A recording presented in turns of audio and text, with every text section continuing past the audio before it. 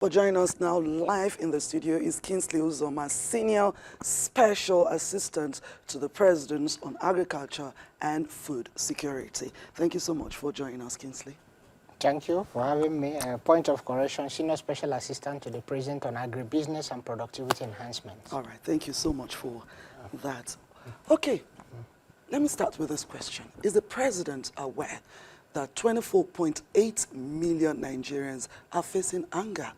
And that's according to United Nations. Yes, that data is actually using the Agribusiness framework that they use for West Africa and the Sahel. If you look at food insecurity, there are four drivers, but two primary drivers. The other two are dependent on the primary. The primary drivers are insecurity and climate-related disasters, flooding and in-season drought. Then the other two is disruption in supply chain is dependent on insecurity, and lack of access to market is also dependent on insecurity.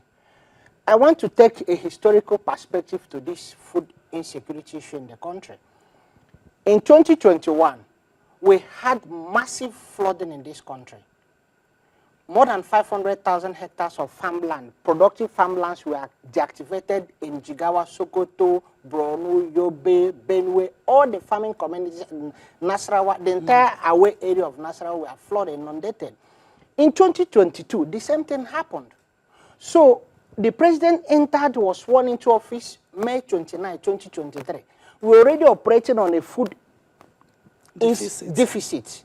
So, and because he assumed power, you call it June, the farming season had already passed. So there was nothing practically he could do to change the tide. However, we had the dry season famine. For the first time in more than 30 years, the last time there was a major wheat intervention in this country was during the administration of former General Babangida in 1988.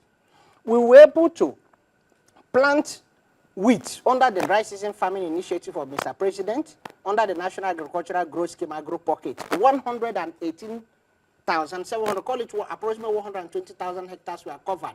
And federal government gave them inputs, 5.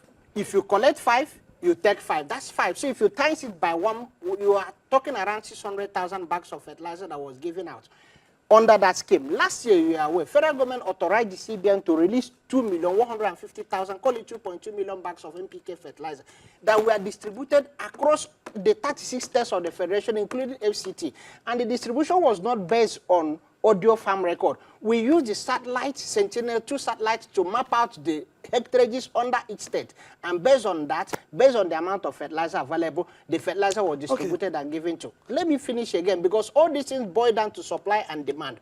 This year, this data you are talking from Agribusiness framework here, is 2024. This year, the federal government implemented minimum wage, which pumped in extra, which is going to pump in extra 9.6 trillion, approximately 800 billion per annum.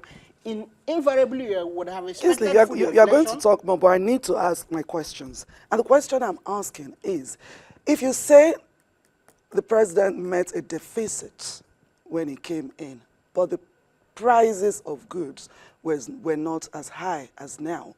A bag of rice was not as high when the president came in compared to now. So what are you talking about, the deficit? Where's the connection if you're saying there's a deficit, yet we had low cost of food items, and then compared to now where the prices have all gone up? Okay. You see, data does not lie. Like I stated from the beginning, that Mr. President assumed office June. So there was no agricultural intervention on the major farming listing in the staples in the country. In 2023, in 2024, you saw the price of food went up, but the price of food has gone down by more than 20%. December, I bought a bag of rice, 105,000. I bought another one, now 81,000. Irrespective of the fact that there is more cash supply in the market, because the minimum wage increased cash supply by how much is a bag of rice now? Minimum wage increased cash supply by approximately 800 billion, but it did not reflect because supply, there is an unseen force in the market, demand and supply.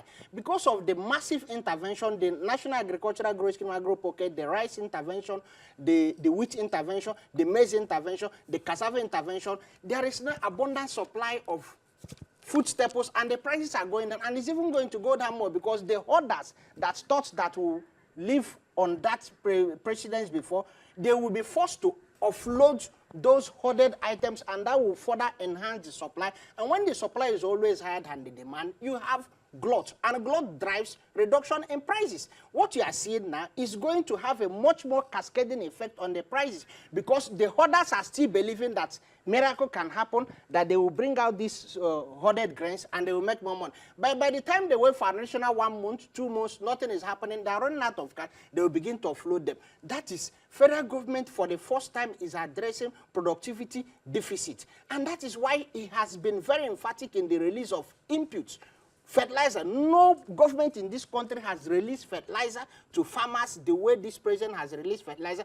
No government, this is, you are smiling, it's not politics. The data is, if you have a contrary data, challenge me with the data. No, I asked your question, yes, so you just answer it straight. Has released agrochemicals to farmers like this government. No government has released modern seed, improved seedlings, like this government. And these are the things, the only things government can do to support, to drive productivity, to increase production. I will give you an instance. The maize. We really do not have much time, Kingsley. We really do not have much time to go into all the details you're trying to give to us. But we'll hold you to your words. You say in how many months would see a mass You will see difference? A continuous decrease in the price of food staples in the market because of what happened. I told you the deficit we inherited, people hoarded and they were making money. Okay, now, so how long would it take for us to have a stable market? The market is stabilizing. It started from January, 90,000, February,